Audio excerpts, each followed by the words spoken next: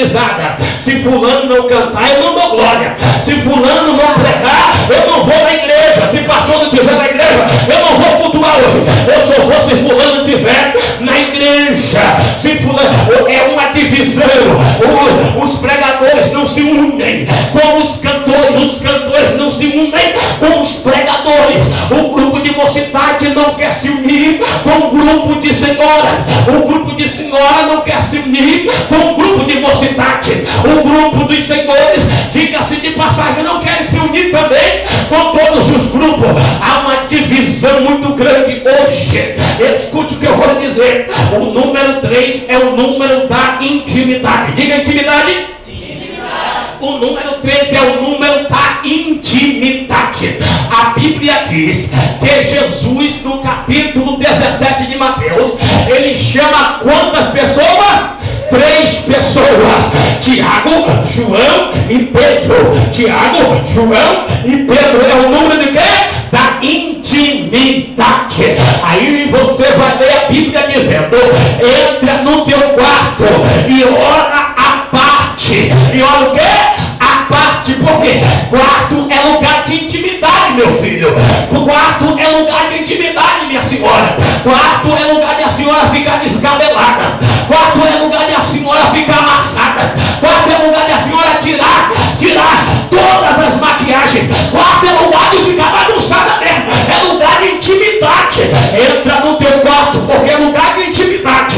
E quando orar ao Pai, vocês vão orar assim: Pai nosso. Pai o quê? Nosso que está no céu. Só chama de Pai quem tem intimidade com Ele. Só chama de Pai quem tem intimidade. Quem tem intimidade aqui? Quem tem intimidade? Quem tem intimidade aqui? Oh, aleluia. O número 3 é o número da presença. O número 3 é o número da presença. A Bíblia diz em Mateus capítulo 18, versículo 20: aonde estiverem 2 ou reunidos em quê? Me dá mais som, meu filho. Reunido em quê? Eu estarei no meio deles. O número 13 é o número da presença. Moisés, no capítulo 34, versículo 14 e 15 do Êxodo, Moisés abre a boca e diz assim: se a tua presença não for conosco, não nos faça subir deste lugar, não arredaremos os pés daqui. A Bíblia diz em Mateus capítulo 28, versículo 20: eis que eu estou convosco até a consumação do quê? Dos séculos. Em Marcos capítulo de número 16, versículo 20, a Bíblia Sagrada nos afirma que ele foi elevado, recebido ao céu. Ele sentou à destra de Deus Pai. E mesmo lá no céu, a Bíblia diz que ele cooperava com os discípulos aqui na terra, confirmando cada palavra que saía da boca deles por intermédio dos milagres. Ele em João afirmou assim: eu vou, mas não fiqueis preocupados, porque enviarei o quê? O Consolador. Ele habita em vós. Está escrito em 1 Coríntios capítulo 6, versículo 19: não sabeis vós que o vosso corpo é templo do divino Espírito Santo, e que o Espírito Santo habita em vós. Ele está com vós e ele habita em vós. Ele está com vós e ele habita em vós. O salmista Davi, no Salmos do número 23, ele afirma dizendo: ainda que eu andasse pelo vale da sombra da morte, não temerei o quê? Mal algum, porque o Senhor está comigo. Se Deus está com você, pode vir o que vier, pode pelejar quem pelejar, pode levantar quem se levantar, pode guerrear quem guerrear. A noite é mando. Bate no ombro do teu irmão e diga para ele: Deus está com você. Deus está com você. Se Deus está com você, não se preocupe. O resto é resto. Você e Deus é maioria. O número 3, eu vou finalizar agora. O número 3 é o número da revelação. Diga o número 3. É o número da revelação. Mais forte. Revelação. É o número do quê? Revelação. Revelação. A Bíblia diz, Mateus capítulo 17, versículo 3, 4 e 5, que ele chama Pedro e João. Pedro, João e Tiago, para o monte da transfiguração. E quando chega no monte da transfiguração, ele se revela como Messias, como Cristo, para Pedro, João e Tiago. E aparece quem? Moisés e Elias. Aí Pedro toma a palavra e diz: Senhor, se quiseres, façamos aqui para ti um tabernáculo, um para Moisés e outro para Elias. O número 3 é o número da revelação. Em Gênesis, ele se revela como a semente da mulher. Em Êxodo, ele se revela como um cordeiro pascual. Em Levítico, ele se revela como um sacrifício expiatório. Em Números, ele se revela como a rocha ferida de Meribá. Em Deuteronômio, ele se revela como um profeta semelhante a Moisés. Em Josué, ele se revela como o capitão da nossa salvação.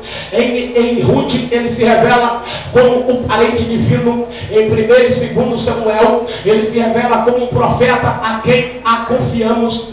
Em 1 e 2 Reis e Crônicas, ele se revela como o rei reinante. Em Neemias, ele se revela como um construtor de muralhas indestrutíveis na nossa vida. Ou seja, em Esdras, ele se revela como um construtor de muralhas indestrutíveis da nossa vida. Em Neemias, ele se revela como o nosso renovo, como o nosso renovo. Em Esther, ele se revela como o nosso mardoqueiro. Em Jó, ele se revela como o nosso redentor. Em Salmos, ele se revela como o nosso pastor. Em Eclesiastes e Provérbios, ele se revela como a nossa sabedoria. Em Isaías, em Cantares de Salomão, ele se revela como o esposo amado. Em Isaías, ele se revela como o príncipe da paz. Em Jeremias, ele se revela como o renovo justo. Em Lamentações de Jeremias, ele se revela como um profeta lamentador. Em Ezequiel, ele se revela como um maravilhoso homem de 4 faces. Em Daniel, ele se revela como o primeiro e o 4º homem da fornalha.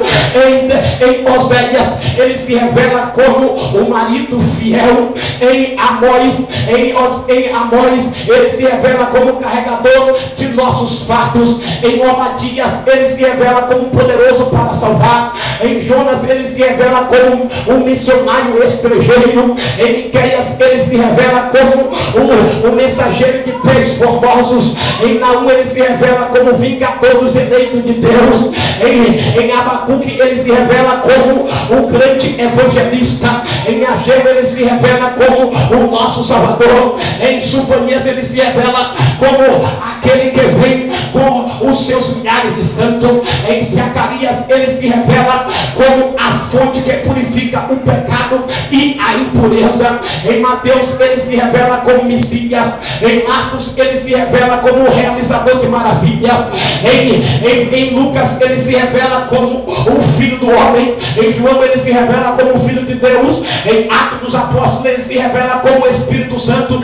Em Romanos, ele se revela como o nosso justificador. Em 1 e 2 Coríntios, ele se revela como o nosso santificador. Em Gálatas, ele se revela como o nosso libertador da maldição da lei. Em Efésios, ele se revela como o Cristo das insondáveis riquezas. Em Filipenses, ele se revela como um Deus que supre todas as nossas necessidades. Em 1 e 2, em Colossenses, ele se revela como a plenitude da divindade encarnada. Em 1 e 2 Tessalonicenses, ele se revela como o rei que brevemente voltará. Em 1 e 2 Timóteos, ele se revela como o nosso redentor, o nosso mediador entre Deus e os homens. Em Filemão, ele se revela como o amigo mais chegado do que o irmão. Em Tito, ele se revela como um pastor fiel. Em Hebreus, ele se revela como o sangue do conserto eterno. Em Tiago ele se revela como grande médico. Em 1 e 2 Pedro ele se revela como sumo pastor,